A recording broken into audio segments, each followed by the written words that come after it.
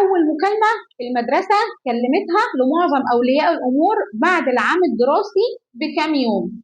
تعالوا نشوف. ألو. أيوه. مع حضرتك دنيا. مامة الطفل. تحت أمرك. خير. خير يا مس، إيه اللي حصل؟ ابني أنا عنده ADHD. ليه؟ فرط حركة.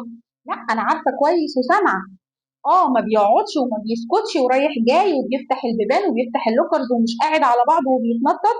طب ايه المشكله؟ ما هو حضرتك اصلا لما بيجي الطفل عندي في البيت بيبقى في ليفل الوحش، بيبقى اكتر من كده بكتير وانا مستحملاه وبتعايش معاه، اصل دي شقاوة الطفل عادي. لا انتوا كده مش مستحملينه في المدرسه وعايزيني اروح اوديه مركز تاهيل، اوديه او اوديه جبليه القرود يعني، على اساس ان هو نسناس. تمام يعني. حضرتك انت عندك 30 طفل في الفصل، معظمهم 15 في منهم عندهم فرط الحركه. طب وحضرتك شخصتيه بناء عن ايه؟ ده اللي انت سمعتيه وقريتيه. طب معلش انا هتصرف في الموضوع ده الكلام بتاع معظم المدرسين اليومين دول في المدارس عن الاطفال ولادنا احباب الله.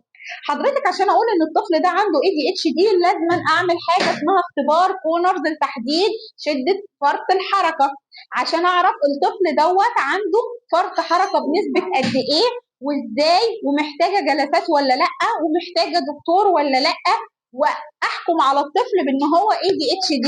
مش مجرد كلام حضرتك او قرايتك عن الموضوع او ان الطفل اول مره ينزل في مكان ويلاقي فيه اطفال بالشكل ده.